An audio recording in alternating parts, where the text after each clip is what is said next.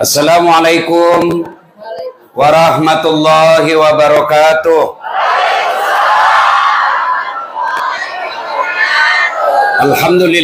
Alhamdulillahi rabbil alamin wa bihi nasta'inu ala umurid dunya waddin. Asyhadu an la ilaha illallah wa asyhadu anna Muhammadan abduhu wa rasuluh. Allahumma salli ala sayyidina Muhammad wa ala alihi wa sahbihi ajma'in. Amma ba'd. Faqad qala Allah subhanahu wa ta'ala fi kitabil karim. Bismillahirrahmanirrahim. Innallaha wa malaikatahu yusalluna 'alan nabi. Ya ayyuhalladzina amanu sallu 'alaihi wa sallimu taslima. Sesungguhnya Allah dan para malaikatnya bersalawat kepada Rasulullah Muhammad sallallahu alaihi wasallam. Maka wahai orang-orang yang beriman, bersalawatlah kalian kepada Rasulullah dengan sebaik-baik salawat. Ketika Allah perintahkan kita puasa, Allah tidak menunaikan ibadah puasa. Ketika Allah perintahkan kita sholat, Allah pun tidak pernah menunaikan ibadah sholat. Allah perintah kita tawaf, haji, umroh, Allah pun tidak pernah menunaikan ibadah haji dan umroh.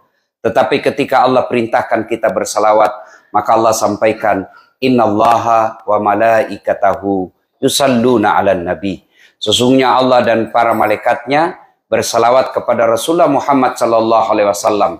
Allah saja dan para malaikatnya bersalawat, maka kita ketika mendengarkan Rasulullah disebut namanya, maka Nabi katakan, umatku yang paling pelit di antara kalian, dia dengar namaku lalu dia tidak bersalawat kepadaku.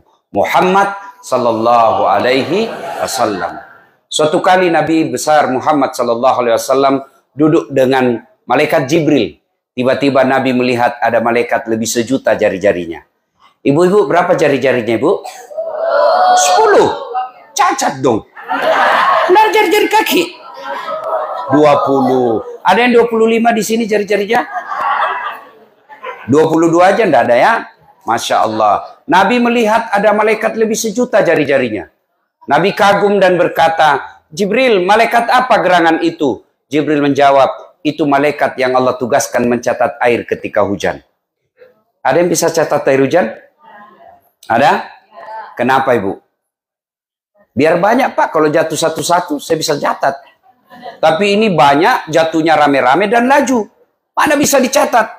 Lalu Nabi bertanya kepada malaikat, wahai Jibril, apa mampu betul itu? Dia bilang, silakan kau tanya. Tanyalah Nabi, wahai malaikat, apakah mampu mencatat air ketika hujan? Ya. Kucatat yang jatuh di gunung, kucatat yang jatuh di laut, kucatat yang jatuh di darat. Tak setetes pun aku tidak catat. Aku sibuk dengan jariku yang banyak ini. Satu saja yang tidak mampu aku catat. Ya Rasul, kenapa? Jumlahnya lebih banyak daripada air hujan. Apa gerangan? Ketika umatmu berkumpul di satu tempat, lalu mereka bersalawat bareng-bareng kepadamu, aku tidak bisa mencatat betapa banyak pahala yang Allah turunkan di tempat itu. Itulah sebabnya kita di Indonesia, Nahdlatul Ulama umumnya, Ahlus Sunnah wal Jamaah, mereka ketika kumpul, mereka bersalawat bareng-bareng. Kenapa? Pahalanya lebih banyak daripada jumlah air hujan. Ibu bapak, saudara-saudara sekalian. Pertama, banyak-banyaklah bersalawat. Yang kedua, ibu bapak, saudara-saudara sekalian, ada pernah dengar nama Yusuf Kalla? Pernah? Beliau kayaknya satu-satunya Indonesia yang 2 kali menjadi wakil presiden. Wakil presiden ke-10 dan wakil presiden ke-12. Ibu tahu orang apa dia? Bugis. Ya kan? Ah, ternyata, Ibu tahu enggak, Pak Yusuf Kalla itu sepupu sekali dengan bapak saya. Oh.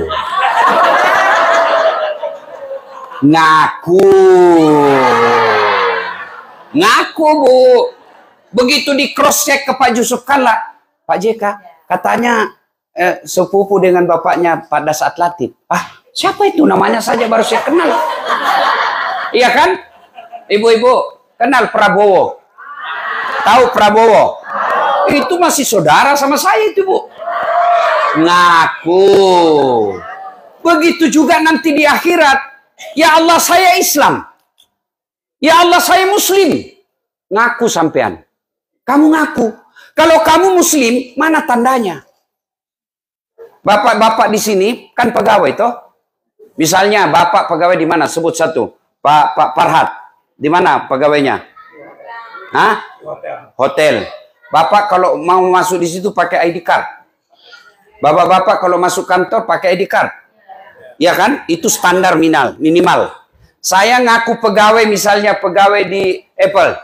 Mesti ada standarnya apa? Ini kartuku. Kalau tidak, kau tidak boleh masuk. Begitu juga Islam. Di akhirat kelak Allah tanya, kalau kamu Islam, mana karaktermu, mana identitasmu?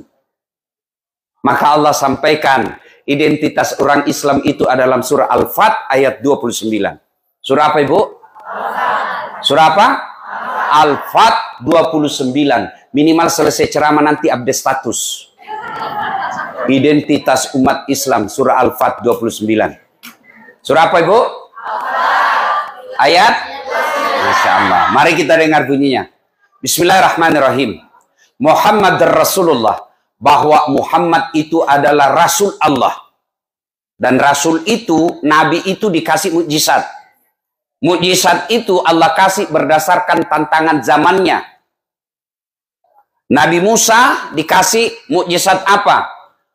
Tongkatnya bisa jadi ular. Kenapa? Zaman itu tukang sihir paling hebat. Dikasih tongkat, tak. Ular-ularnya Fir'aun habis dimakan oleh tongkatnya Nabi Musa. Nabi Isa diberi mukjizat. Apa? Mampu menyembuhkan orang-orang penyakit kusta. Kenapa? Pada saat itu orang mengagungkan ilmu kedokteran. Tapi satu yang tidak bisa disembuhkan, kusta. Nabi Isa, dia usap, sembuh penyakitnya dengan izin Allah. Ya, Ibu. Nabi Sulaiman, pada saat itu orang mengagungkan kekayaan. Nabi Sulaiman diberikan kekayaan. Apa kekayaannya? Kerikil rumahnya emas. Anda di sini kerikil rumahnya emas. Paling orang Bugis giginya dikasih emas. Kan? Nabi Muhammad SAW pada saat itu orang mengagung-agungkan apa? Sastra, syair. Maka Allah berikan salah satu mujizatnya apa? Quran, yang ketika orang mendengar, Bapak baca sejarahnya Umar bin Khattab masuk Islam, dia kan mau datang mau membunuh Nabi. Balik haluan, karena dia bilang, kenapa Muhammad kau mau bunuh? Nah saudaramu sendiri dengan iparmu sudah masuk Islam. Fatimah itu sama suaminya masuk Islam. Ah, benar aja, iya benar masuk Islam. Balik haluan dia.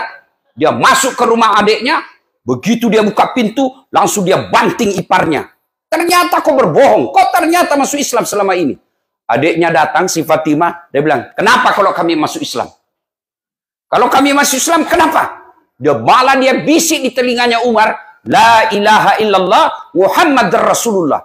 Dia tebas, dia sikut adiknya, berdarah bibirnya. Lalu adiknya berkata, kamu bisa menyiksa fisik kami, tapi kau tidak bisa menguasai akidah. Umar lalu berpikir, barusan dia lawan adik saya ini. Ingat Pak, Umar itu tegas tapi lembut hatinya. Pada saat dia duduk, dia kasihan lihat adiknya, dia usap itu, dia ambil kira-kira kalau sekarang sapu tangan. Ya, dia usap itu bibirnya adiknya berdarah, adiknya tepis tangannya, jangan. Lalu dia duduk menyesal, dia pegang kepalanya, tiba-tiba dia lihat ada di bawah tempat duduk, ada lintingan-lintingan kertas. Bukan kertas, lintingan-lintingan daun kurma. Karena waktu itu tidak ada kertas, Bu. Dia lihat gulungan-gulungannya, apa itu? Tidak boleh kau sentuh. Cobalah, saya lihat sedikit kalau bahasa kita. Ayolah, saya lihat dulu apa itu. Coba saya lihat. Akhirnya adiknya berikan. Dan apa yang dibaca? Surah Toha ayat 1-5. Lembut hatinya dan menyatakan diri langsung masuk Islam. Kenapa? Kagum dengan kalimat-kalimat yang ada dalam surah Toha. Maka Allah berikan mukjizat Nabi Muhammad. Apa mukjizatnya? Quran. Nah, kemudian Bapak Ibu saudara-saudara sekalian, Nabi, kemudian Umar masuk ke dalam Islam. Lain kali kita cerita ini. Ya, tentang tokoh-tokoh orang Islam yang masuk Islam. Muhammad Rasulullah, bahwa Muhammad itu adalah utusan Allah. Walladzina ma'ahu, dan orang-orang yang mengaku dirinya Islam punya karakter, ciri-ciri, identitas, ID card. Satu, asyidda' walal kufar, tegas kepada orang kafir. Tapi ingat, jangan salah paham tentang tegas terhadap orang kafir. Apa itu tegas? Tegas dengan prinsip Inna dina indallahil Islam. Islam is the single one, the true religion behind the God. Gaya-gaya saja ini bos. Gaya-gaya.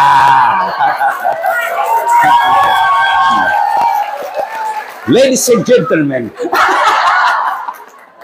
Masya Allah. Harus ditanamkan itu dalam diri kita. Saya yakin sedulur-sedulur, tuan-tuan, bapak-bapak, mantap akidahnya. Tapi anak bagaimana? Saya punya kenalan baru hari ini. Namanya Kamal. Casingnya Amerika. Tapi jiwanya Muslim. Bu, dengar bu. Bu, kalau ibu meninggal, siapa yang doakan ibu? Jangan kau harap suamimu. Pasti dia kawin lagi. Percaya bu. Sampai teman saya di Makassar, ibu-ibu, dia bilang kurang ajar itu tetangga saya. Kenapa? Masa baru 3 bulan istrinya meninggal, belum lagi kuburnya kering, dia kawin lagi Ustadz. Saya bilang teman saya lebih hebat, masih hidup istrinya dia kawin. Ya bu, siapa yang doakan ibu? Anak. Tuan-tuan, bapak-bapak yang saya muliakan, saya cinta karena Allah. Ayo anak-anak kita gimana imannya? Maafkan saya bu, maafkan saya. Anak ibu bawa kok tidak hadir duduk di sini. Mestinya anak kita duduk dengar dakwah. Bahasanya? Minimal nanti dia duduk, ibu nanti pulang jelaskan apa yang saya sampaikan. Harus bu ada ikhtiar. Nah ibu sekarang, kalau di sini ibu khawatir agamanya anak, ikhtiarnya kirim ke kampung neneknya sekolah. Itulah tugasnya ibu. Sekarang bagaimana ibu yakin agamanya akan selamat kalau sekarang aja ibu tidak bisa kendalikan? Demi Allah, kita akan ditanya. Bapak baca itu sejarah Isra dan Mi'raj. Ada orang tua yang bagus agamanya. Sholatnya oke, puasanya oke, hajinya oke, sedekahnya baik. Masuklah dia dalam kelang surga. Ditanya, ya Allah tahan itu. Itu bapak saya. Itu orang tua saya. Kenapa dia masuk surga? Saya nih masuk neraka karena dia tidak didik saya dengan baik. Tidak pernah saya dikenalkan Islam. Dia sibuk cari nafkah. Dia sibuk urus dunia. Dia sibuk cari celengannya, depositonya. Tidak pernah saya diajari. Kalau saya masuk neraka, kenapa dia masuk surga? Bukankah dia bertanggung jawab kepada aku? Ingat Quran katakan, anakmu nanti jadi musuh-musuhmu. Maka Allah katakan, Pak Haji, mau kemana? Mau ke surga. Tunggu dulu, belum selesai urusanmu nih. Siapa itu? Anak bungsuku ya Allah. Ku anfusakum wa ahlikum nara. Itu makna dari ayat, jaga diri dan keluargamu dari api neraka. Jangan sampai bapak sholat subuh tidak pernah dibangunkan anak. Ini penting. Jangan anggap remeh mendidik anak bu. Penting. Kenapa? Karena itulah masa depan kita ketika di alam kubur. Tuan-tuan yang saya hormati. Mau tahu masa depanmu nanti di akhirat? Lihat anakmu sekarang. Lihat anakmu sekarang. Kalau dia masih datang ke masjid berjamaah, insya Allah aman deh. Kalau malam Jumat dia masih baca Quran, buka Yasin, insya Allah bisa kita remah. Kalau kita lihat dia masih pakai jilbab, alhamdulillah. Tapi kalau kau tidak pernah lihat dia sholat, usianya sudah belasan tahun, tidak pernah kau lihat dia datang ke masjid jamaah, tidak pernah kau lihat dia pegang Al-Quran, demi Allah itu tanda-tanda bakal sengsara hidupmu di Quran, di kubur nanti. Ngapain kita jauh-jauh merantau cari dunia ke sini? Dunia hanya sementara.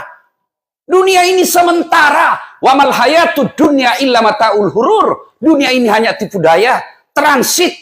Dunia aja ini yang hanya paling lama kita hidup 70 tahun. Tapi berani kita merantau ke sini untuk memperbaiki dunia. Kenapa untuk akhirat kita tidak abai? Untuk akhirat kita abai. Itulah anak kita. Didik anak.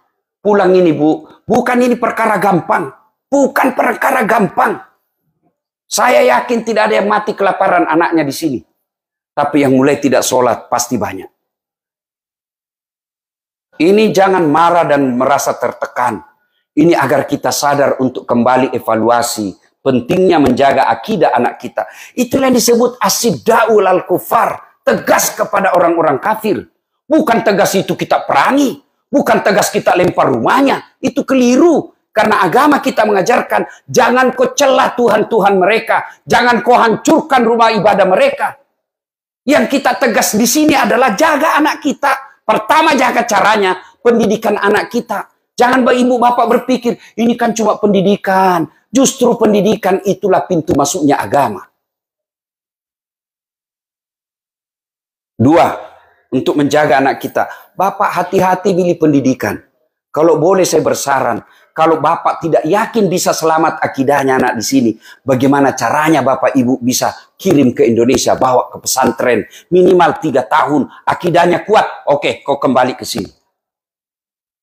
Kalau ibunya aja tidak sholat, bapaknya tidak sholat, anak kita bergaul bebas, sekolahnya juga sekolah yang tidak pernah belajar agama, bagaimana ibu yakin agama anak kita akan selamat? Saya baru-baru juga ceramah ke Australia. Saya tanya, berapa tahun? Lebih 40. Berapa anaknya? 5. Agamanya? Yang 2 kayaknya masih Islam. Yang 3 sudah tidak jelas. Dari situ saya, kalau boleh, jangan marah Pak, kalau boleh. Kerja, kumpul uang, balik ke Indonesia, selamatkan anak-anak kita akidahnya. 2, pendidikan. Yang kedua, nikah. Hati-hati carikan jodoh. Bolehlah dia menikah dengan beda agama kemudian masuk Islam seperti bapaknya si Kamal. Boleh, tapi pasangannya harus yakin pandai agama. Kalau kita nikahkan anak kita dengan non-muslim yang tidak seiman dengan kita, lalu anak kita salatnya juga tidak beres, hampir bisa dipastikan cucunya nanti sudah tidak jelas agamanya. Maka hati-hati milih jodoh. Ini adik-adik yang masih jomblo di sini. Kata Nabi, kau menikahlah dengan 4 pertimbangan. 1, itu agama. Nabi sudah pesan. Li jamaliha, lihat cantiknya. Cantik penting. Kenapa? Dia hampir 24 jam di depanmu. Iya toh? Baru bangun dia. Mau tidur dia lagi. Mau pergi kerja dia lagi. Pulang kerja dia lagi. Jadi kalau jelek nanti cepat ganti casing. Iya toh? Cantik penting, tapi tidak boleh jadi prioritas. Kenapa? Cantik ada batasnya. Apalagi zaman sekarang, Pak. Wow, cantik di medsos, mulus. Kamera 360. Dari mana datangnya cinta? Dari Facebook turun ke WA. Dari mana datangnya kecewa? Setelah ketemu ternyata berbeda. Iya toh? Masya Allah. Cantik ada batasnya. Ya, bu-ibu, 20 tahun cantik. 17 tahun sweet 17. Wah, memukau. Satu kampung tersenyum dia, terpesona satu kampung. 17 tahun. Balik itu 17. 71. Masih ada yang terpesona. Kau aja senyum, cucumu lari. Dikira mau digigit. Ini apa? Cantik ada batasnya. Gagah ada batasnya. Bapak-bapak di sini masih cakep semua. Dulu. Sekarang tanya istrimu, Pak. Tanya istrimu. Saya masih cakep. Kalau dia bilang masih cakep, pasti dia bohong. Ibu-ibu, tanya suamimu, kamu masih cantik? Kalau dia bilang masih cantik, pasti kau dibohongi. Iya toh? Cantik ada batasnya. 2, cantik itu subjektif. Subjektif. Cantik menurut Dasar, belum tentu cantik menurut Kamal. Iya toh? Kalau saya ditanya, siapa perempuan paling cantik di dunia, Ustadz? Ada istri saya di samping, pasti istri saya dong. Bapak protes, istriku, nggak urus saya istrimu. Iya toh, subjektif. Ada yang suka yang hitam-hitam, ada yang suka yang bening, ada yang suka body gitar, ada yang suka body gajah duduk, macam-macam. Iya toh. Macam-macam. Iya toh, itu subjektif. Maka adik-adik sekalian, kalau kau menikahi seseorang karena kecantikan, siap kau kecewa. Kenapa? Pasti ada batasnya. Sampaikan itu ke anakmu. Memang kau lagi cantik sekarang, tapi kalau kau cantik pertimbanganmu, biaya operasionalnya mahal. 2, kata Nabi, ini cantik. Nabi katakan pilihan cantik, tapi jangan prioritas. 2, kata Nabi, pilihlah karena keturunannya, tapi jangan prioritas. Kenapa? Ada orang bapaknya Nabi, anaknya jadi pengkhianat, Nabi Nuh. Ada orang bapaknya pengkhianat, anaknya jadi Nabi, Nabi Ibrahim alaihissalam. Ya, itulah sebabnya orang Jawa mengatakan bebet, bobot, dan bibit. Ya toh? You understand? Yes. Iya, Bu. Tapi tidak boleh prioritas. Penting kita lihat siapa bapaknya. Perlu kita lihat siapa ibunya. Tapi kalau anaknya baik, itulah dia. Yang ketiga, kata Nabi, ini nasihat buat bapak-bapak, pilihkan jodoh untuk anaknya. Yang ketiga, kata Nabi, pilihlah karena kekayaannya. Rasulullah menikahi Khadijah, salah satu pertimbangannya karena Khadijah orang paling kaya di Mekah waktu itu. Penting, tapi jangan prioritas. Kenapa? Kaya ada batasnya. Oh, dia kaya Ustaz, tidak bakal miskin 7 turunan. Betul, masalahnya dia turunan ke-8.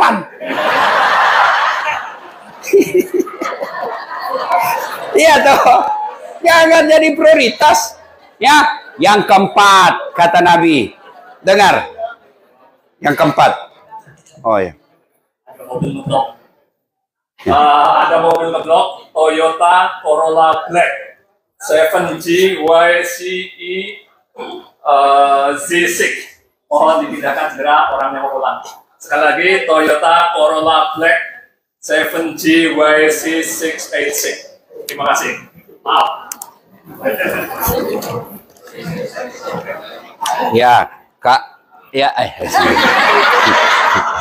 kalau ndak bisa, kasih teman untuk pindahkan. Ya, saya minum dulu, Bu. Coba kita ulang, apa tadi yang pertama? Cantik, beautiful.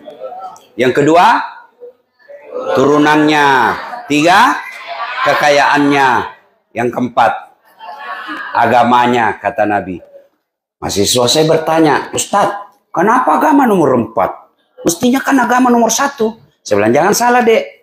Agama betul nomor 4, tapi tidak titik di situ hadis, koma, lalu ada di bold, huruf besar, kapital, kasih tanda centang, lalu di stabilo. Ya kira-kira seperti itu kalau sekarang ya.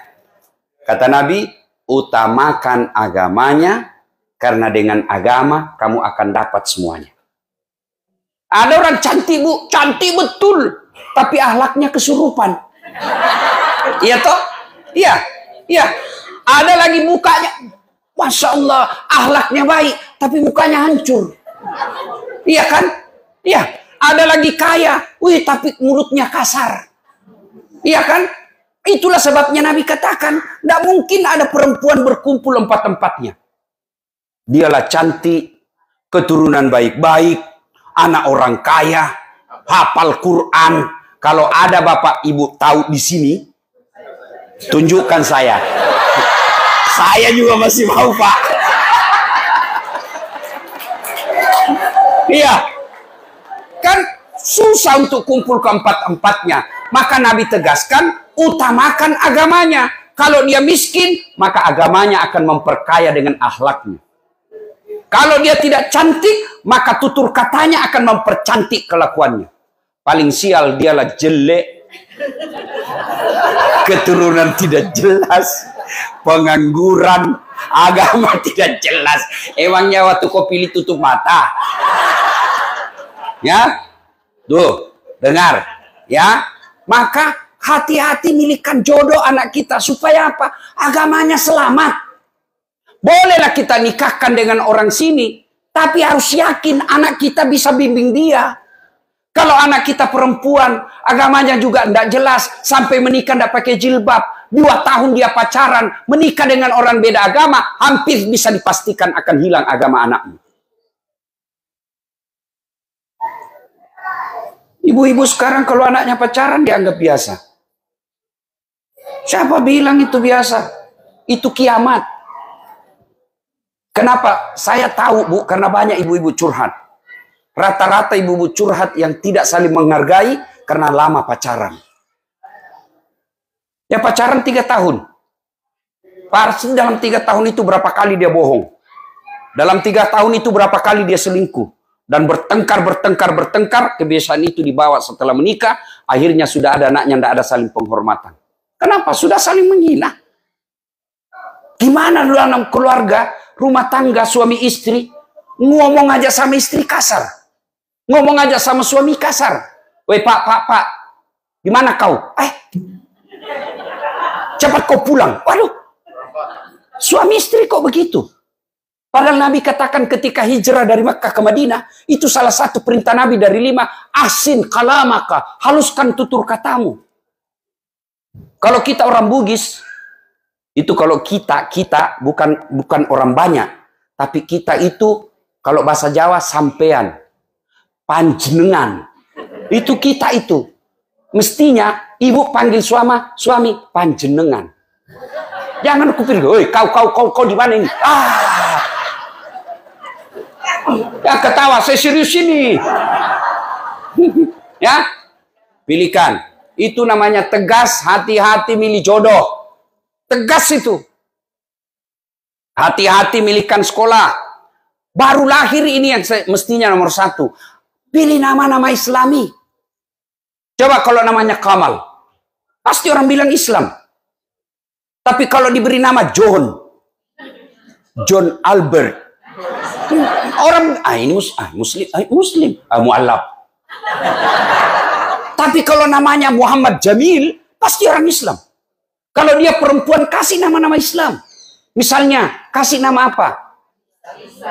Aisyah, Humaira. Jangan kau pikir apa arti sebuah nama. Bayangkan kalau dalam ruangan ini tidak ada semua nama.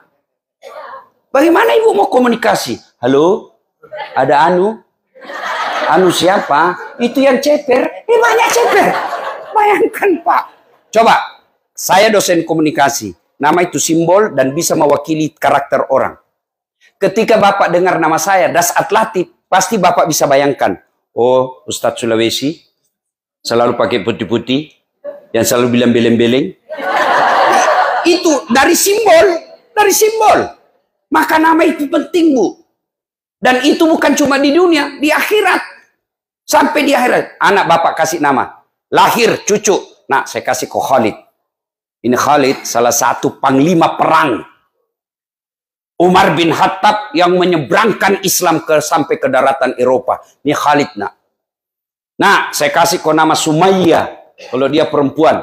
Apa itu, nak? Ini Sumayyah, perempuan pertama. Dia budak, hamba sahaya. Tapi membela akidahnya, dia rela mati. Dialah perempuan pertama yang jihad fisabilillah. Ditombak oleh Abu Jahal. Saya mau kau punya akidah seperti Sumayyah. Kasih nama, kau siapa namamu, nak? Lionel Messi. Baru PC. Iya kan? Nama penting. Ya, coba kalau nama anak kita, ya Humaira, dipanggil ya Humaira, yang kemerah-merahan pipinya. Orang doakan. Ya, itu tegas namanya. Jangan kita keikut-ikutan. Ini untung alhamdulillah saya ingat. Ibu juga hati-hati, sudah menikah tidak boleh itu nama suamimu di belakang. Tidak boleh, tetap nama bapakmu. Itu budaya barat itu, Bu. Misal, istri saya, ini bapak-bapak ini yang salah juga. Kenapa mesti nama suami, namamu di situ? Ya, misalnya saya, istri saya namanya Naura. Naura Nasrun. Jadi kalau saya ganti di situ Naura Dasat, berarti anaknya si Dasat. Iya kan? Itu budaya Eropa. Budaya Muslim, Naura Dasat. Anak saya. Nah, makanya sama-sama Naura. Mamanya namanya Naura Nasrun, anak saya namanya Naura Dasat. Boleh Dasat di belakangnya, tapi ada kalimat Naura istrinya Dasat. Nah, boleh kalau begitu. Tapi kan repot.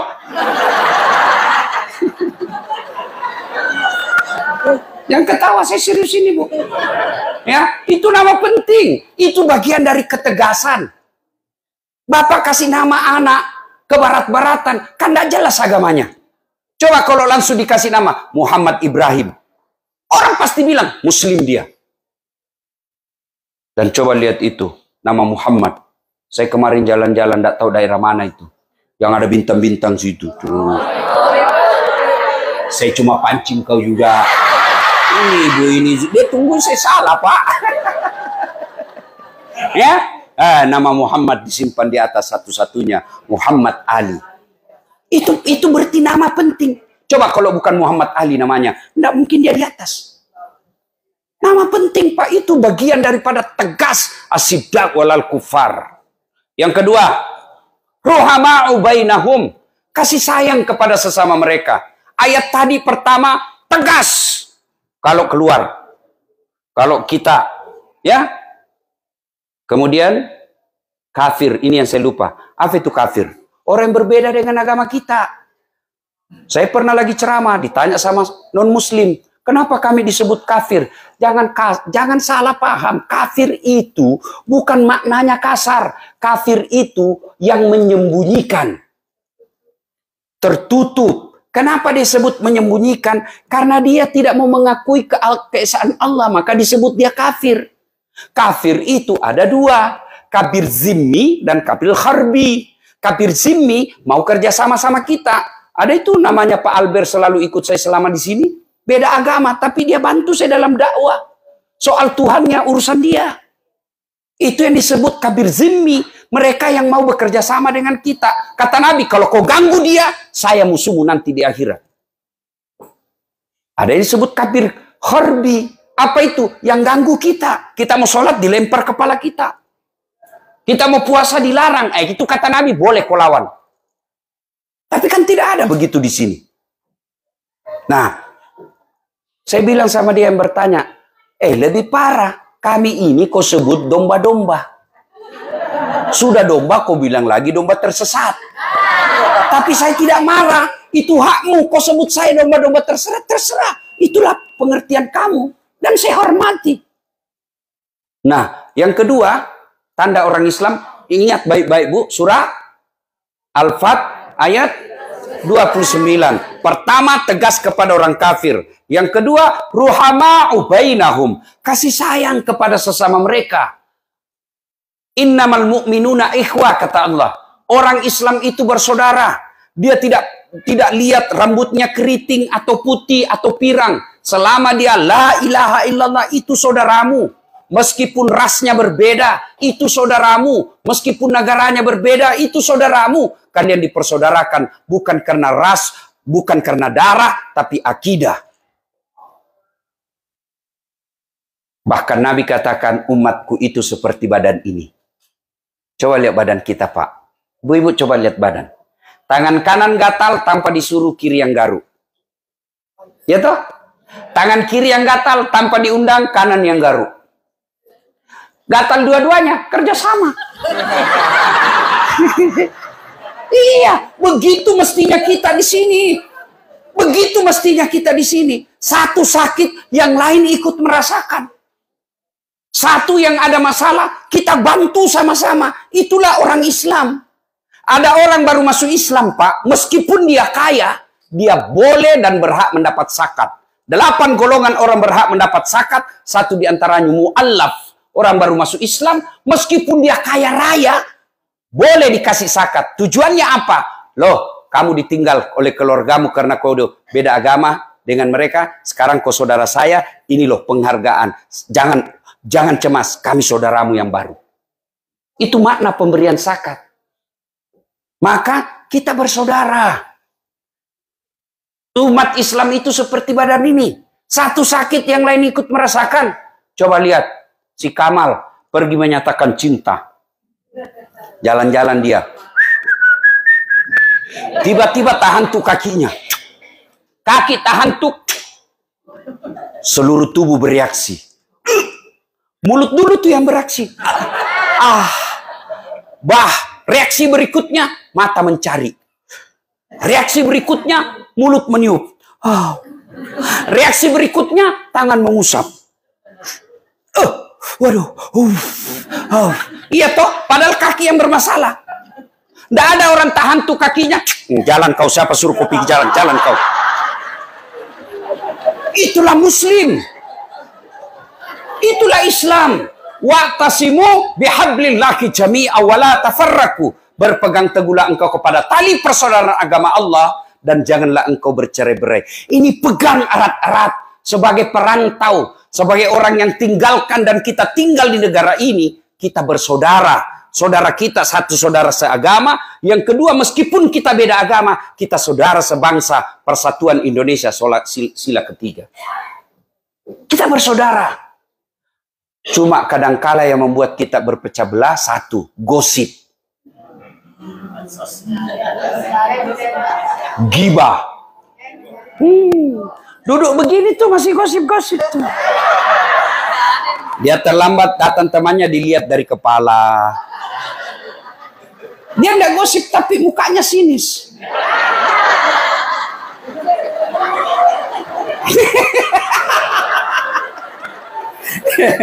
Sudah sinis, dia apa? Kenapa? Jilbabnya nggak seragam. Iya, kayak umbul-umbul. Nah, dia dengar orang, dia dengar yang kau gosipi, besok dia tidak datang lagi, putus persaudaraan. Iya, ibu-ibu memang itu penyakitnya tukang gosip. Saya aja ada yang gosip saya. Jadi itu juga bajunya yang di YouTube.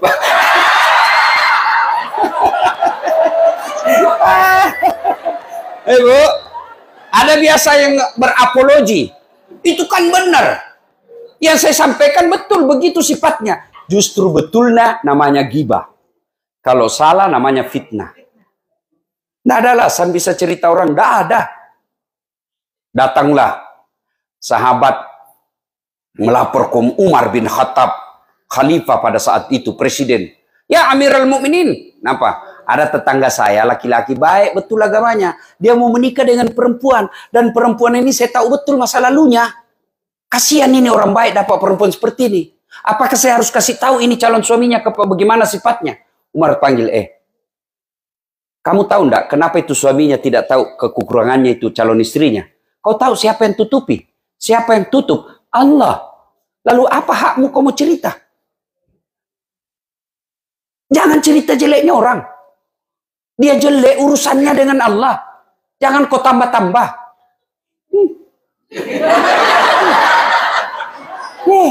Rajin betul pengajian.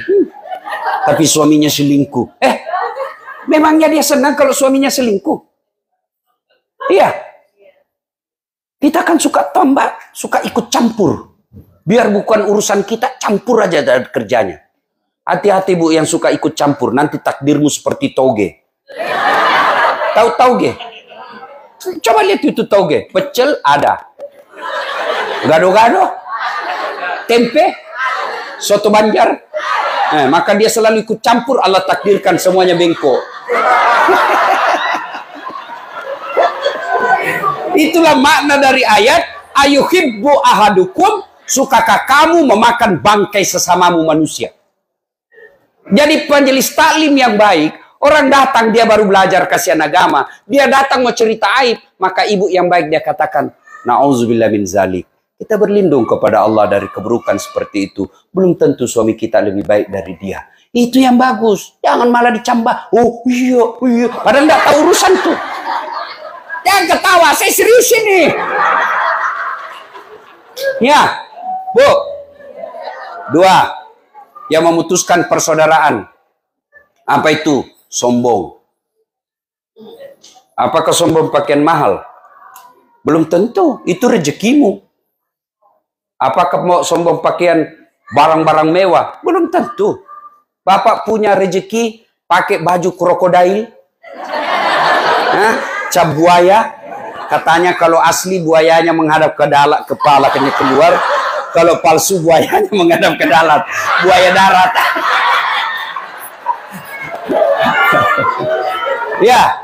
Ya. Bapak pakai palsu. Bapak pakai misalnya Hugo Boss. Boleh, itu rezekimu.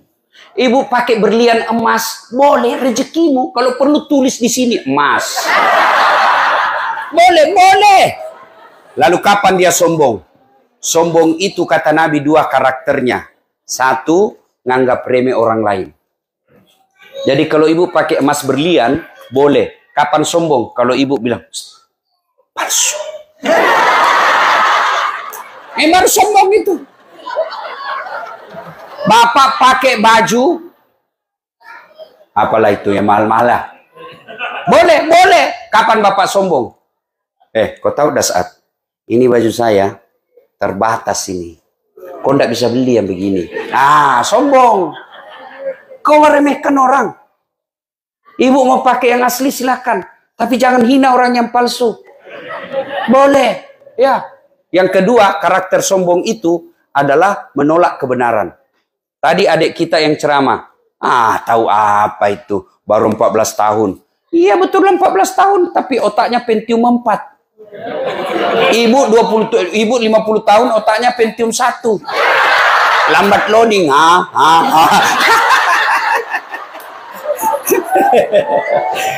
Jelas ibu?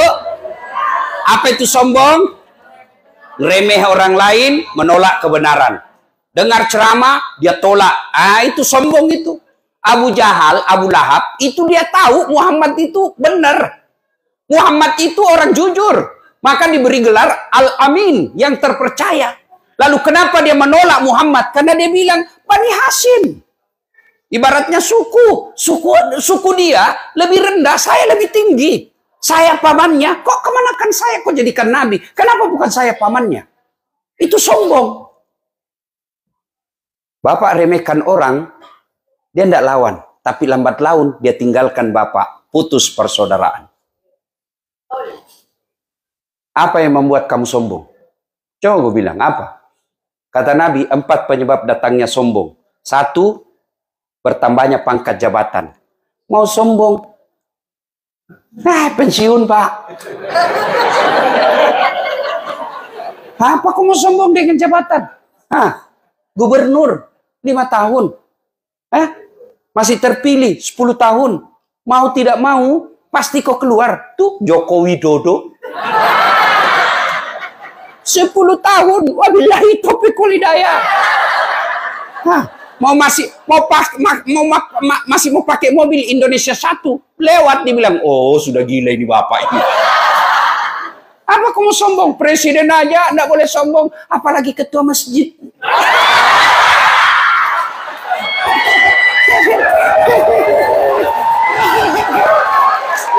Apa yang mau disombongkan? Ya, ayo. 2 kata Nabi, penyebab datangnya sombong, bertambahnya ilmu. Banyak gelar. Sayang itu, dia kurang gelarku itu. Kalau lengkapnya itu, Dr. Dasat Latif, SSOS, Sarjana Sosial, SAG, Sarjana Agama, MSI, Master Science, PhD, Philosophy of Doctor. Alhamdulillah baru-baru disetujui oleh universitas untuk kepangkatan saya profesor. Doakan mudah-mudahan awal tahun sudah jadi guru besar. Oh, jarang-jarang orang pak seperti saya. 2 doktornya, 2 doktorku, 2 sarjanaku. Lalu kamu sombong dah saat? Oh jangan. Wa ma utitu minal ilmi illa qalila. Saya tidak berikan kamu ilmu kecuali sangat sedikit. Apa yang kamu sombongkan dengan ilmumu? Allah cabut ilmumu, dikasih pikun. Apa? Ada cerita ini pak, wallahu alam benar atau tidak? Banyak sekali gelarnya pak. Bertumpuk-tumpuk. Begitu jelang pensiun, dikomplain sama istrinya. Pak, biasanya kalau kau mau pergi kampus ngajar, kau cium-cium jidatku. Ini sudah hampir 2 minggu, tidak pernah lagi kau cium saya. Dalam hatinya, astagfirullah, berarti siapa saya cium selama ini? Ternyata, ya dia cium pembantunya.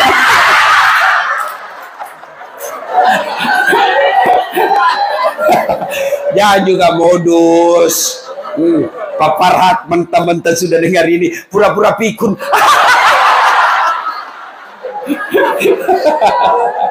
Ayo, apa yang mau kau sombongkan?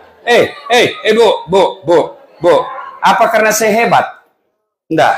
Saya bisa sampai di sini bukan karena saya hebat, karena ada penonton saya. Itu viewer saya di YouTube sekarang, Bu, sudah hampir 600 juta.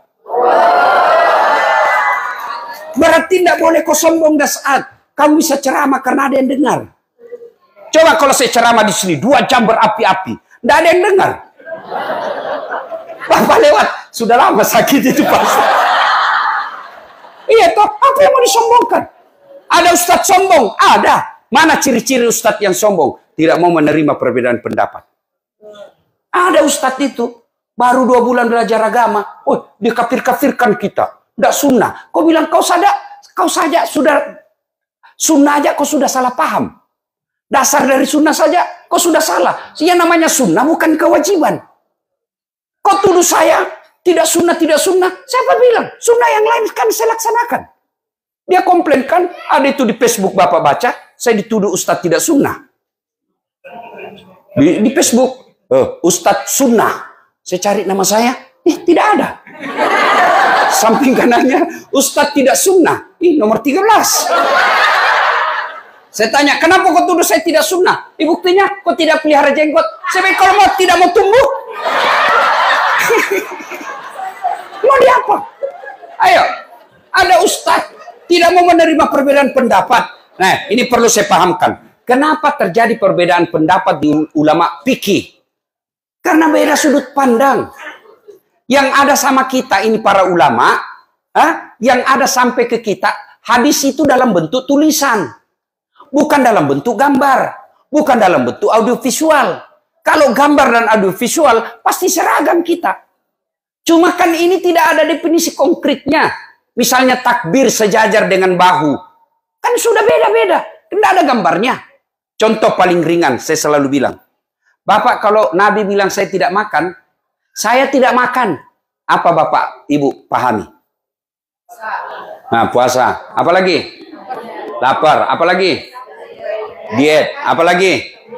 Apalagi? Itu baru satu kata itu. Saya tidak lapar. Sudah berapa paham? Begitulah sebabnya terjadi perbedaan pendapat. Ya Bu. Jadi kalau terjadi perbedaan pendapat, lalu dia tidak mau menerima pendapat orang lain, itu karakter ustadz yang sombong. Hanya mau menang sendiri. Ya. 3. Penyebab datangnya sombong. Apa itu? Bertambahnya harta. Tadinya miskin. Tiba-tiba dapat pembebasan lahan. Langsung kaya. Mulai sombong. Jangan sombong dengan kekayaanmu. Allah marah. Gempa. Longsor. Tsunami. Habis kekayaanmu. Oke lah masih ada kekayaanmu. Tapi Allah marah. Dia titip satu penyakit di badanmu. Duitmu miliaran tapi tidak ada bisa kau makan. Duitnya 7 miliar Pak. Begitu ke dokter. Pak, menurut hasil laboratorium. Ini Bapak dilarang makan nasi. Duitnya 7 miliar dilarang makan nasi. Oh iya Kak Dok. Terus ini juga kalau lihat datanya Pak. Bapak tidak boleh makan daging. Apalagi ikan, udang, telur. Tidak boleh semua Pak. Anu juga Pak. Tidak boleh juga makan garam. Tidak boleh makan gula Pak ya. Jangan makan yang berminyak-minyak. Jadi apa yang bisa saya makan Dok? Ya menurut hasil lab Bapak hanya boleh makan ubi rebus. Duitnya 7 miliar tapi cuma bisa makan ubi rebus. Sudah cukup belum? Belum cukup itu sampai di situ. Apa kata dokter? Pak ini Bapak selama aktif kerja kan tidak pernah kena matahari. Di rumah AC, di mobil AC, di kantor ber-AC. Jadi mulai besok Pak kalau bisa pagi-pagi Bapak jalan berjemur ya. Jangan pakai baju. Supaya kena matahari bajunya Pak ya. Pakai juga celana pendek supaya kena matahari ini ya. Jangan pakai peci. Ya kalau bisa Bapak jangan pakai sendal. Jam 9 sampai jam 10 dia kelilinglah di kawasannya. Nggak pakai sendal, nggak pakai baju. Apa bedanya sama gembel?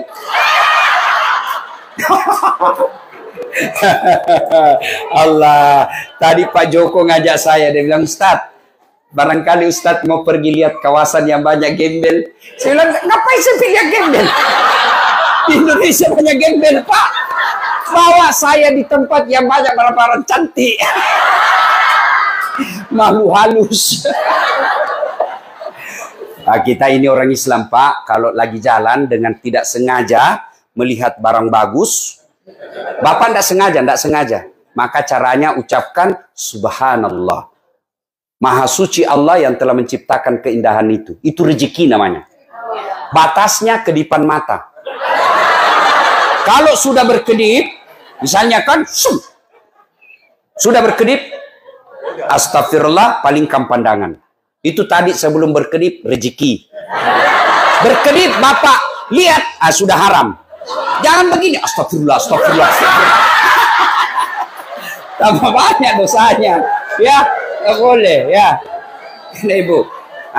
Mumpun saya ingat, persoalan handphone. Persoalan handphone ketika berjamaah. Misal, lagi sholat, Allahu Akbar. Di rakaat kedua, kantong bunyi handphone. Mengganggu. Boleh Bapak buka. Ambil. Matikan. Boleh. Boleh. Yang tidak boleh, kalau Ibu terima. Ya, halo. Sebentar aku telepon, saya lagi sholat. Batal ini kalau batal. Ini sudah batal ini. Kalau cuma dimatikan, kamu juga yang di samping, tidak usah kau marah. Baru bunyi handphone kau sudah tergoda. Lama betul imanmu. Biasalah itu ya. Jelas Bu ya. Sombong penyebab putusnya persaudaraan. Apalagi dengki. Dengki. Apa itu dengki? Definisinya, susah lihat orang senang, senang lihat orang susah. Ini kelemahan kita orang Indonesia. Kalau ada kawan kita dapat promosi, bagaimana caranya kita habisi? Ya, kalau ada kawan kita nih rezekinya, kita cerita fitnah kiri kanan. Mestinya kalau kita lihat kawan kita, kenalan kita, ataupun tidak dikenal, ada rezeki yang menimpa dirinya, ya Allah, berikan pula rezeki seperti yang dia. Supaya saya bisa menolong agamamu. Jangan malah dengki. Oh, sudah habis waktu Pak ya? Sampai jam berapa? Sampai jam berapa? Oke. Jam 10. Bisa sampai jam 10? Betul? Saya yang tidak bisa. Oke. Satu tadi, tegas kepada orang kafir. Dua, kasih sayang kepada sesama mereka. Ini penting. Nabi pernah tanya, atadruna manil muflis? Saudara-saudara sekalian, kamu tahu tidak siapa yang bangkrut nanti di akhirat? Yang tidak sholat ya Rasul, dia sholat. Yang tidak puasa ya Rasul, dia puasa. Yang tidak haji ya Rasul, dia haji. Tidak bayar zakat. Loh, kalau begitu siapa yang bangkrut ya Rasul? Jarusu wahati'ur rahim. Tetangga yang jahat sama tetangganya, dan yang memutuskan tali persaudaraan. Bertanya sahabat, kok bisa bangkrut? Dia kan puasa, dia haji, dia sholat, dia zakat. Kok bisa? Betul, hablum minallahnya, ibadah hadanya baik, tapi hablum minasnya rusak. Ketika dia setor pahalanya, ya Allah ini sholatku 20 tahun. Datang tetangganya, tunggu dulu. Saya pernah difitnah itu. Katanya anakku yang lurus rambutnya bukan anaknya suamiku. Karena suamiku keritin rambutnya. Dia tidak tahu anaknya lurus rambut. Nah, karena sudah direbonding. Gara-gara fitnahnya, saya tinggalkan komplek. Gara-gara fitnahnya dia nih. Saya sakit hati. Allah berfirman, kalau begitu, ambil sholatnya 20 tahun. Habis sudah sholatnya itu 20 tahun. Dia setor lagi puasanya. Ya Allah, ini puasaku 20 tahun. Datang lagi. Saya pernah sama-sama kerja di Amerika tuh. Dia fitnah saya di kampung. Katanya kerja saya di sini menghalalkan segala cara. Gara-gara fitnahnya, satu kampung benci saya. Saya pulang kampung, orang semua sinis sama saya. Gara-gara fitnahnya tuh dia. Saya minta keadilan. Allah katakan, ambil puasanya 20 tahun. Sudah habis sholat, habis puasa. Store lagi zakatnya. Ya Allah, ini zakatku. Datang lagi, tunggu dulu. Saya pernah juga itu, kurang ajar dia sama saya. Dia fitnah istri saya selingkuh. Saya termakan fitnahnya, akhirnya saya cerai. Belakangan saya tahu ternyata dia yang mau sama saya.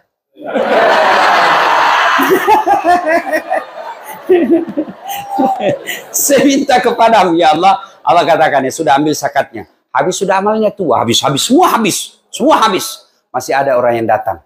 Saya juga pernah, dia serobot tanahku. Saya sama-sama merantau, saya beli tanah, dia serobot tanah saya. Saya mau lapor polisi, temannya polisi. Saya minta keadilan. Dia kata yang tadi banyak amalnya, ya Allah bagaimana lagi? Puasaku habis, sholatku habis, sedekahku habis, zakatku habis. Mana lagi? Allah berfirman, tidak ada kebatilan yang tidak ada balasannya. Supaya adil, ambil dosanya orang yang pernah kusakiti. Itulah pentingnya ini silaturahmi. Biar bapak-bapak hitam jidat, puasa Senin Kamis, tadarus setiap hari, itikaf di masjid. Tapi dalam satu komplek tidak ada yang senang bapak. Bapak bukan orang spesial. Karena Nabi katakan, hairun nas anfa'uhum linnas. Sebaik-baik manusia di antara kalian, yang paling banyak manfaatnya buat orang lain. Itulah yang jadi, saya memotivasi saya kalau dakwah buat orang senyum dan tertawa. Kalau saya tidak bisa nasihati, paling tidak dia bisa lupa masalahnya. Dengan ketawa-ketawa. Iya kan, Bu? Iya, Bu. Alhamdulillah. Ya. Rohama'u bainahum. Yang ketiga, tarahum rukka'an sujada. Kamu lihat mereka ruku dan sujud sholat 5 waktu. Nah, Ibu. Halo, Bu. Pak. Ada ini orang kerja seharian. Dari jam 5, dia sudah tinggalkan kantor, pulang jam 10 malam. Laparlah dia di jalan. Dia singgah beli nasi bungkus. Kan lapar kan, Pak? Beli nasi bungkus. Setelah punya nasi bungkus, nasinya dia buang, bungkusnya dia makan. Ada yang begitu? Ada yang begitu? Ada. Itulah orang yang datang ke Amerika jauh-jauh cari nafkah dan dia tidak sholat. Itu namanya. Nasinya dia buang, bungkusnya dia makan. Itulah orang yang setengah mati cari uang, dapat uang, dia beli nasi bungkus. Tapi dia anak buang nasinya. Oh, itulah mereka yang cari nafkah kok lupa sholat. Kenapa hidupku susah, Ustaz? Ibu pasti tidak sholat. Kenapa keluargaku tidak rukun? Pasti dalam keluarga tidak sholat. Mana ada manusia yang tidak ada masalahnya? Tunjukkan saya di tempat ini yang tidak ada masalahnya. Ayo. Kalau bapak-bapak saya lihat ini masalah paling besar, mau kawin lagi takut sama istrinya. Iya toh Pak, sudah usah bohong Pak. Kalau kami orang Bugis tidak pernah takut sama istri. Cuma istri kami lebih berani. Ini Bapak pikir saya ceramah? Bapak pikir tidak ada masalah saya, Bu? Banyak masalah saya. Kadang-kala kita ditipu. Oh ini cuma 2 jam Ustaz, tahu-taunya 9 jam. Iya Pak. Oh pernah saya pergi ceramah Pak, dari Makassar ke Palopo. Saya salah satu Allah nikmat saya gampang tidur. Kalau saya naik mobil belum 5 jam, 5 menit sudah tidur. Kalau saya naik pesawat itu Bu, itu belum terbang saya sudah tidur. Benar, biasa istri saya jengkel. Kalau dia lagi cerita saya sudah gorok. Itulah nikmat dari Allah. Nah saya naik tidur. Naik mobil, tidur. Saya di dua, sopir. Begitu sampai di kawasan namanya Kera, itu perhutanan. Singgah itu mobil. Saya lihat, saya bangun. Kenapa singgah ini? Mana sopir? Saya lihat, oh dia kencing. Turun dari sebelah kanan. Saya turun sebelah kiri. Waktu dia turun, dia lihat saya tidur. Saya kencing lah saya. Begitu saya kencing, saya bilang, sekalinya ini sopir dada dilihat saya. Benar. Saya masih kencing, tiba-tiba mobil, lari. Saya lari.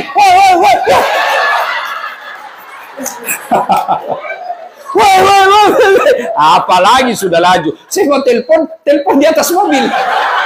Baju saya kemana-mana kan selalu begini Bu. Baju dalam saya putih, saya buka karena saya takut lecek. Saya buka, baju dalam saya putih. Ini putih, songkok saya putih. Nggak ada yang singgah mau ambil saya Bu. Semua mobil lewat, saya kasih. Nah, kan tengah hutan. Dia kira saya pocong.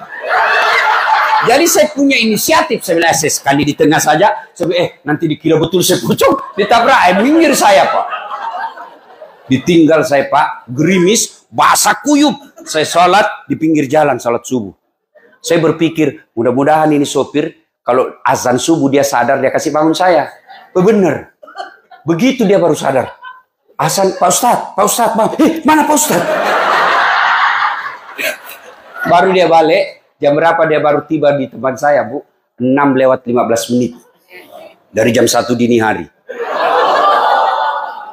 Turun dia, saya rasanya saya mau tempelin, tapi saya lihat lebih besar dari saya. Mundur saya Pak. Kalau bilang, kalau saya berkelahi kalah saya duduk aja jengkel ini. Yang paling menjengkelkan, begitu saya sampai di rumah dinas Wali Kota Palopo, dia bilang, Pak Wali Kota, Pak Ustadz, kenapa bisa kau lupa kopormu? Berarti bohong ini orang ini. Kan terlambat sampai lokasi karena balik lagi jemput saya dan itu jauh. Ternyata ditanya, kenapa kopo lama? Pak Ustadz lupa kopornya, jadi kita balik lagi Pak. Itu semua pernah saya rasakan Bu, sering. Ya, pernah juga saya ke pesisir Kalimantan, ya Sekata namanya. Itu kita lewat sungai-sungai kecil, ada buaya berjemur, dia buka mulutnya. Tapi dia tidak berani ganggu saya, karena dia bilang senior ada di atas. Macam-macam Bu, Masya Allah. Belum lagi kita dikasih ceramah, tidak dikasih makan dulu.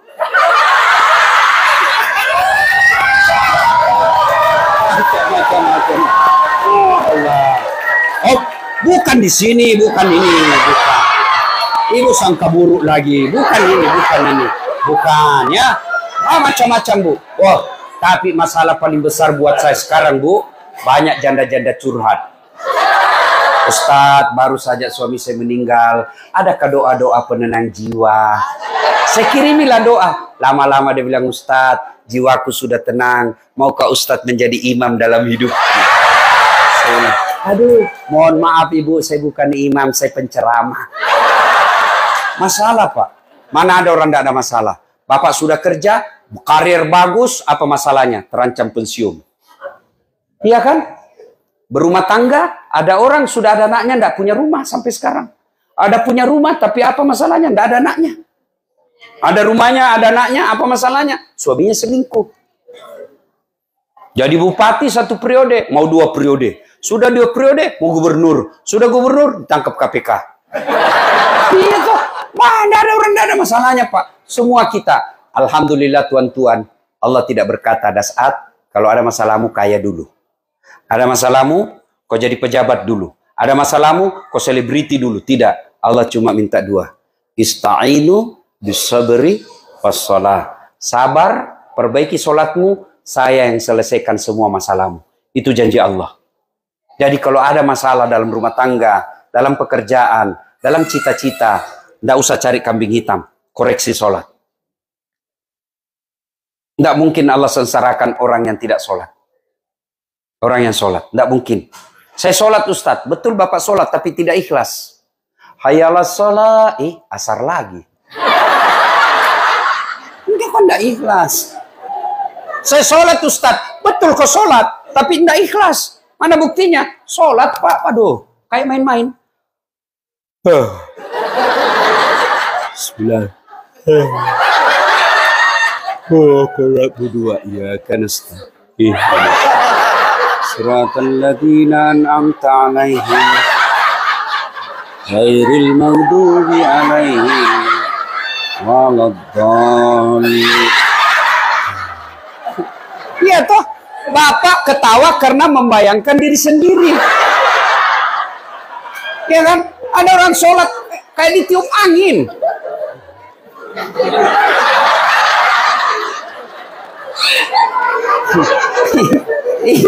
Ibu histeris karena ibu bayangkan diri sendiri kan. Jadi kalau ada masalah, ya lebih baik koreksi sholat. Bapak ibu saudara-saudara sekalian, soal sholat ini tidak cukup waktu. Saya mau bahas fokus khusus karena waktu sudah masuk. Kita lanjutkan lagi besok. Nah, besok masih ada ceramah besok malam. Besok malam masih libur kan? Rugi yang tidak datang besok malam. Sebab ada pembagian undian umroh. Nah, saya mau tapi ibu bilang bayar sendiri. Alhamdulillah. Terima kasih Bapak Ibu Saudara-saudara sekalian. Waktu masih 15 menit kita gunakan untuk tanya jawab. Silakan. Yang mau bertanya silakan, yang mau menjawab lebih bagus. Ya silakan Ibu, silakan. Kalaupun tidak cukup waktu, boleh Bapak Ibu bertanya melalui WhatsApp saya. 081 21 22 22 298. 081. Ini nomor saya, Bu. Nggak ada hubungan istri saya kalau soal ini begini. Nggak ada. Saya suami merdeka. Benar, Ibu. 081 21 pakai tambah plus 62 81 21. Makanya tenang Ibu, tenang, ini Ibu selalu histeris ya. Plus 62 81 21 duanya 5 kali 2 98. Itu nomor handphone. Selanjutnya saya silakan Ibu menanya nomor rekening saya di WhatsApp. Ya sudah? Dah, silakan baca pertanyaan pertama.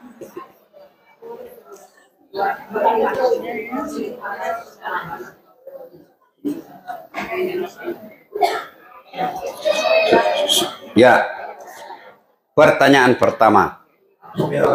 Pak Ustadz, pertanyaan saya, kalau kita mengadopsi anak dari non-muslim dan yang mengadopsi itu keluarga muslim, apakah anak tersebut harus bersyahadat? Oke. Pertama, adopsi dalam Islam haram. Tidak boleh. Ya, yang boleh anak angkat. Karena adopsi itu hak-hak orang tuanya putus. Diganti namanya, dikaburkan orang tuanya. Orang tuanya tidak punya lagi hak waris, tidak punya hak sama sekali, putus. Itu haram. Yang boleh bagi Islam, anak angkat, anak yang diambil diperlakukan seperti anak sendiri. Ya. Nah, kalau dia masih kecil, tunggu dia sampai dewasa, lalu disahadatkan. Diislamkan. Ya. Kalau dia tidak Islam, agak susah. Lebih baik Bapak ambil anak angkat muslim. Banyak berkeliaran di Indonesia. Ya Pak ya? Oke, jelas. Apa lagi? Assalamualaikum. Anu yang baca. Kamal baca. Kita dengar dia pakai bahasa Indonesia. Bisa bahasa Indonesia? Baca. Ayo Kamal. Ya.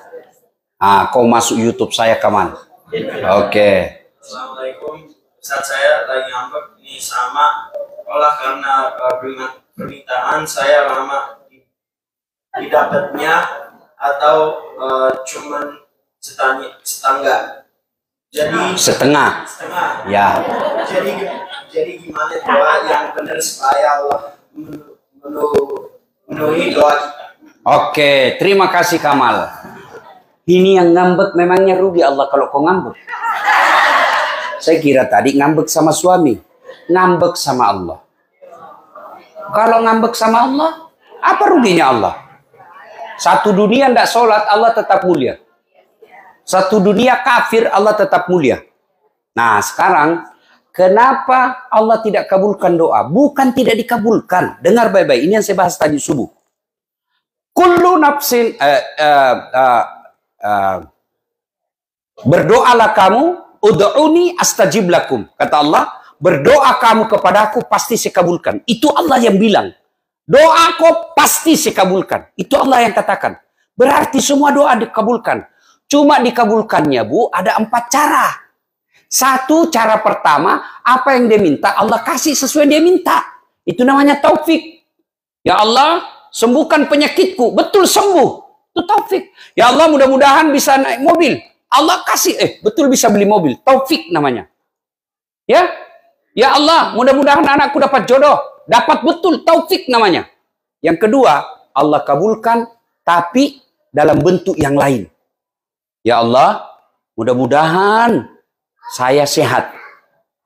Allah tahu kalau sehat ini, maka dia, misalnya, kalau dia sehat, dia bisa menikah dengan beda agama dan dia tinggalkan agamanya. Biar aja dia tetap sakit, tapi saya kasih anaknya jadi soleh. Ya, ya Allah, berikan saya mobil. Allah tahu kalau ada mobilnya ini tabrakan, mati. Sudah, tidak usah saya kasih kau mobil, tapi saya kasih kau kesehatan. Ibu-ibu punya anak, usia 10 tahun, minta dibelikan motor. Ibu belikan enggak? Apa karena ibu enggak sayang? Justru sayangnya. Tapi ibu belikan apa? Saya belikan kau laptop nak, kau pakai belajar. Itu yang disebut Allah kabulkan dalam bentuk yang lain. Saya tamat SMA, setelah gagal jadi tentara, saya daftar fakultas kedokteran. Mau jadi dokter. 3 kali Pak saya daftar. Tidak ada lulus nama saya. Padahal saya kelas fisika, jurusan fisika 1. Paling hebat dalam kelas saya. Ya. Tidak lulus 3 kali saya ikut 3 tahun berturut-turut. Teman saya lulus. Allah tahu. Kasih tahu jawabannya. Pulang kuliah terjadi tabrakan Pak. Saya turun tolong dia. Berceceran darah di aspal. Dia yang tabrakan, saya yang pingsan. Kenapa? Saya tidak bisa lihat darah. Sampai saat ini saya tidak bisa lihat darah. Lihat aja di YouTube ataupun di grup-grup. Kalau lihat orang berdarah itu rasanya pening perasaan saya. Teman saya yang jadi dokter, dia tugas di Kepulauan Aru. Kepulauan Aru. Mau lebaran saya telepon, kau pulang lebaran dok? Tidak. Rugi-rugi pun cari uang jauh-jauh, tidak lebaran sama bapakmu, orang tuamu. Mahal tiket. Saya bilang, alhamdulillah. Untung saya tidak jadi dokter. Saya jadi ustadz kemana-mana Pak. Tidak pernah pusing soal tiket. Bisnis kelas lagi. Siapa yang belikan? Panitia. Hebatnya lagi, pergi. Tidak bawa uang. Pulang. Allah kasih yang terbaik. Jadi ibu berhenti ngambek. Berhenti ngambek. Allah tahu. Itu bukan yang terbaik yang kita minta. Yang ketiga, cara Allah mengabulkan ditunda. Ibu tahu Prabowo berdoa sejak 2014. Jadi apa? Presiden. 2014 sudah minta presiden. Lawannya sama Bapak Joko Widodo. Iya toh? Siapa yang menang? Bapak Joko Widodo. Siapa menterinya? Bapak Prabowo. Tapi 2024 baru Allah kasih. Kau baru presiden sekarang.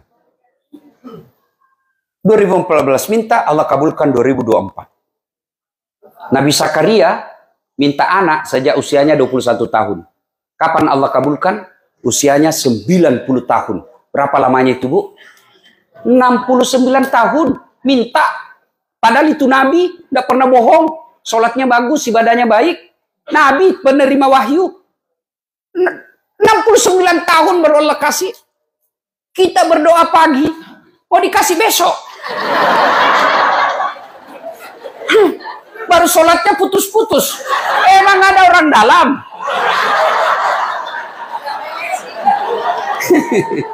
Jelas ya? Yang keempat, Allah tunda sampai hari kiamat. Sampai di akhir nanti. Kan dijelaskan ada orang dikasih hadiah oleh Allah ketika Nabi ceritakan, nih saya kasih kamu. Dia bilang, ya Allah banyak betul kau kasih saya. Ibaratnya amalnya 5, Allah kasih 5.000. Kau banyak betul. Allah sampaikan, wahai hambaku, itulah doamu yang saya tidak kasih ke waktu di dunia, baru saya kasih sekarang. Jadi doa jangan sangka buruk. Rugi Bu kalau ngambek. Ngambek sama suami masih ada harapan. Kenapa? Boleh ganti. Ya toh? Betul. You understand? Thank you very much. Halo lagi, ayo, tanya lagi, baca lagi dek, Kamal. Ya. Assalamualaikum. Waalaikumsalam. Kalau kita membantu anak yatim, tapi mereka adalah bagian antar keluarga, ponakan, apakah itu terhitung sedekah atau tanggung jawab kewajiban? Oke, Bu, bersedekah itu ada tata caranya.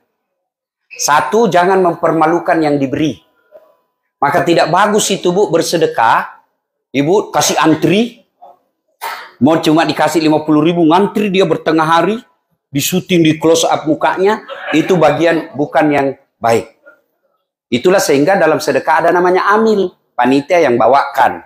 Yang kedua, setelah itu sedekah orang dalam dulu. Bapak kalau mau sedekah istri dulu. Jangan kau sedekah orang lain, istrimu itu terus bajunya 2 kali lebaran. Tenang ibu, saya bela kau ini malam. Bajunya mewah, istrinya sudah 4 kali pulang kampung, tidak pernah baju baru. Bukan suami yang baik itu. Kau sedekah ke orang, suami istrimu dulu. Supaya apa? Dia taat.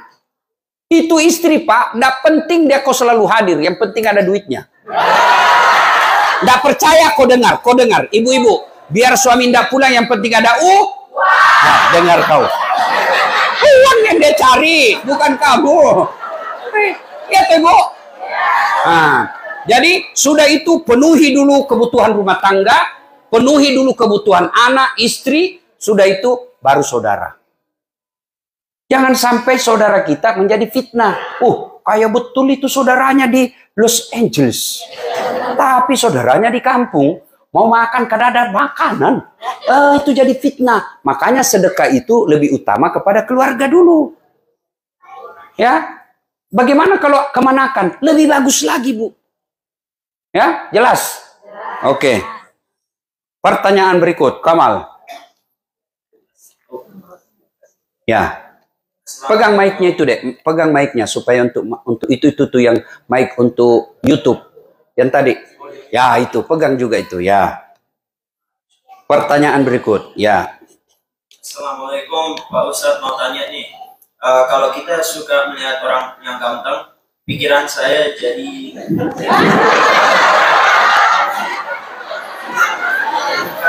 bukan berdosa kita. Waalaikumsalam. Kalau dia gadis, maafi muskilah, tidak ada masalah. Tapi kalau ada suaminya, aduh, jangan ya. Tapi kalau itu karunia, makanya Allah tadi, Nabi mengajarkan kalau kau lihat cowok cakep, ganteng, penuh pesona, kau cukup ucapkan Subhanallah, Maha Suci Allah yang telah menciptakan keindahan itu. Ya, tapi kalau ibu pelototi, lalu membayangkan jadi suamimu, padahal kau punya suami dan ada suami di sampingmu. Kalau saya suamimu seperti itu, saya bilang, Dek, lebih baik saya ceraikan kau baik-baik ya, daripada kau peluk saya, kau bayangkan orang lain. Gak boleh ya. Kalau dia gadis, terpesona sama dia, tidak jadi masalah. Jangankan ibu, saya juga senang, Bu, lihat orang cantik. Ya, saya ini tidak gagah, Ibu, tapi saya penuh pesona. Nggak percaya, kau mau foto semua sama saya toh?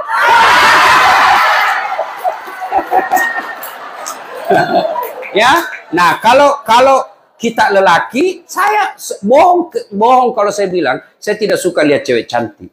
Enggak, semua itu fitrah manusia. Ya, masih senang daripada saya suka lihat cowok gagah. Jelas, baca lagi, kawal. Assalamualaikum Pak Ustadz, kalau bangun pas azan subuh, terus kita bersih dua dan wudhu, sholat subuhnya 15-20 menit setelah azan, sholat subuhnya termasuk atau telat? Enggak, Pak? Ya, kalau dibilang telat, sudah telat. Sah. Kalaupun Bapak misalnya lembur, pulangnya jam 4 subuh, karena cari nafkah, Bapak baring-baring, ternyata bangun jam 9. Boleh sholat. Caranya, bangun, langsung wudhu, sholat. Jangan ngaso dulu. Ngopi dulu, baru sholat. Enggak. Bangun, meskipun jam 11. Kalau betul-betul Bapak ketiduran. Bahkan jangankan ketiduran, lupa saja boleh. Misalnya baru ingat, kemarin waktu ada pesta pengantin, lupa saya sholat duhur. Begitu ingat, ambil wudhu, sholat. Boleh. Ya. Sholat itu tepat waktu. Baik. Tapi yang dianjurkan awal waktu. Bapak sholat subuh, sholat asar, misalnya masuk waktu jam 3. Sampai setengah 6. Ibu sholat jam 5, itu masih tepat waktu. Tapi yang dianjurkan, azan, langsung sholat. Awal waktu namanya. Anggaplah kita darurat, seperti saya sekarang, boleh saya jamak. Duhur 2, asar 2. Namanya jamak. Kalau diringkas jadi 2-2 jamak kasar. Kalau 4-4 namanya jamak. Kalau kasar jamak kasar. 2 duhur 2 asar. Ya, jelas. Oke, bos. Habis. Masih ada. Masih banyak. Oke, Kamal, baca lagi. Assalamualaikum Pak Ustadz, mohon tanya apakah main atau jual beli saham itu haram atau apa hukumnya? Nah, Ibu, sampai sekarang ini masuk masalah khilafiyah, perbedaan pendapat ulama. Ada yang mengatakan haram karena dia seolah-olah sifat judi, tidak jelas. Ada yang juga mengatakan halal. Inilah disebut dalam fikih namanya subhat. Subhat itu samar-samar, abu-abu. Kata Nabi, kalau kamu selamat tinggalkan. Jelas ya? Oke. Apa lagi? Pertanyaan kedua, apakah life insurance dalam Islam diperbolehkan? Sama tadi soal insurans atau asuransi. Itulah sehingga muncul ada namanya asuransi syariah. Karena tadi itu perdebatan ulama. Ya, udah sama. Ada yang halalkan, ada yang haramkan. Namanya subhat, samar-samar. Tapi anjuran Nabi kalau kamu selamat tinggalkan. Tapi di Amerika ini mana bisa hidup orang tanpa asuransi. Nah, selama niatnya ibu bukan melawan Allah, tapi karena mengikuti peraturan dan kita hidup di negara ini, Allah maha bijaksana. Oke. Assalamualaikum Ustaz, ayah saya udah meninggal 2 minggu yang lalu. Boleh gak ibu saya yang boleh keluar rumah? Misalnya ketemu dokter dan sebagainya. Oke, kalau suami sudah wafat, maka ibu kalau punya anak lelaki sama anak. Kalaupun keluar, ulama-ulama modern tidak mengharamkan selama ibu keluar betul-betul tidak macam-macam. Apalagi kalau usianya ibu sudah 65. Siapa juga yang mau goda ibu ya? Rugi bu, rugi. Kecuali ibunya masih janda muda. 30 tahun ya, sebaiknya jalan selalu ada mahramnya untuk menghindari fitnah.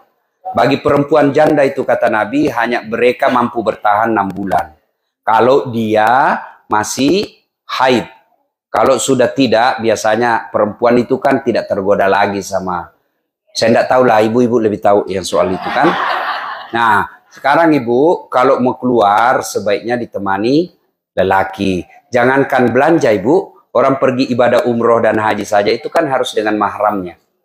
Ya, makanya kalau perempuan saya itu kalau keluarga saya mau keluar negeri dan dia perempuan sendiri, saya tidak pernah anjurkan. Kau mau sekolah di Indonesia juga bisa sekolah. Mau belajar apa? Semua bisa ada. Ya, saya tidak juga sekolah ke luar negeri, alhamdulillah bisa juga seperti saya sekarang. Ya, jelas ya. Sebaiknya perempuan terhormat itu. Ya, ini alhamdulillah saya ingat 4 syarat perempuan dirindukan surga. 1 dia sholat, dia puasa Ramadan. 3 dia jaga harga dirinya. 4 dia patuhi perintah suaminya. Jaga harga diri ini diantaranya pakai busana muslimah. Busana muslimah tidak mesti jilbab, boleh sarung ibu pakai, kasih peniti selesai. Yang penting tutup jilbabnya. Ada juga perempuan jilbab 3 lapis kan. Ada merahnya, kuningnya, birunya, dia kasih miring lagi sedikit. Ya, boleh variasi ya. Ya, yang tidak boleh bu jilbab sakaratil maut. Ibu tahu jilbab sakaratil maut? Ada itu yang dia kasih tali, dia ikat-ikat di lehernya, baru dia kasih ke sini, tidak bisa goyang lagi lehernya. Ya, itu belem-belem namanya itu. Ayo ada lagi Kamal, ayo lagi dek Kamal. Apakah dia boleh sholat sunnah masjid bisa khutbah Jumat berlangsung? Ya, ketika sholat Jumat berlangsung, ya datang bapak terlambat, pernah terjadi pada zaman Nabi, sahabat langsung turun duduk, Nabi anjurkan kau sholat Jumat, sholat sunnah dulu 2 rakaat. Sholatnya apa? Berbeda ulama. Ada yang bilang sholat tahiyatul masjid, ada juga yang menyatakan sholat qabliyah Jumat.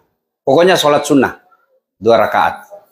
Ya, lain kalau sudah sholat, sudah masuk sholat, ya sudah langsung sholat, tidak usah lagi sholat sunnah. Jangan sholat sunnah dulu, baru selesai sholat sunnah, selesai sudah sholat Jumat.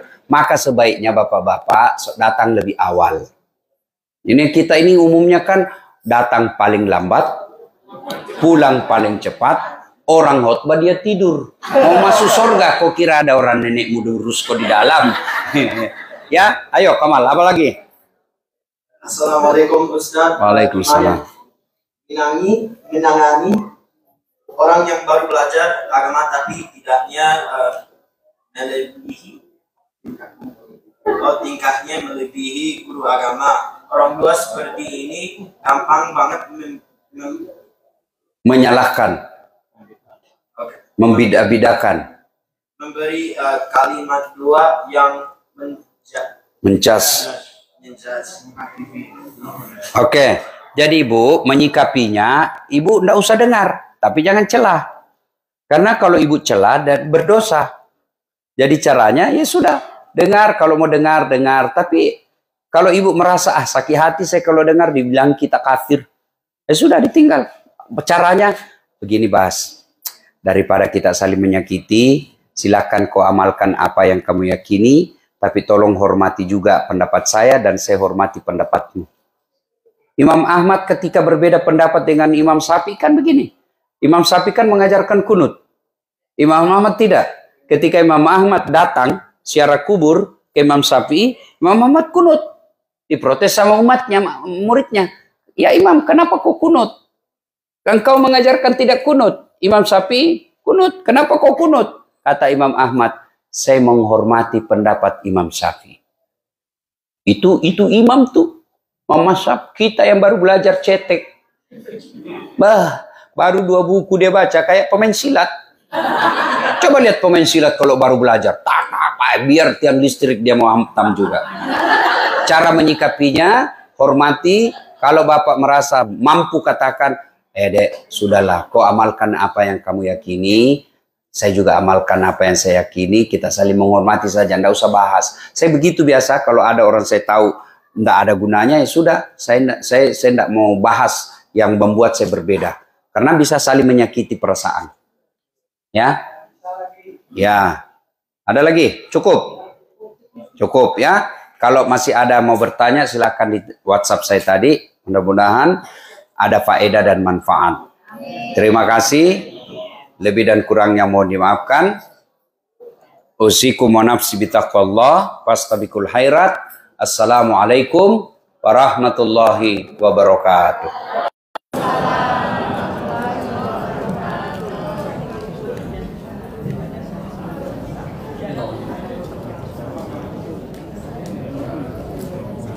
Allahu Akbar, Allahu Akbar, Allahu Akbar,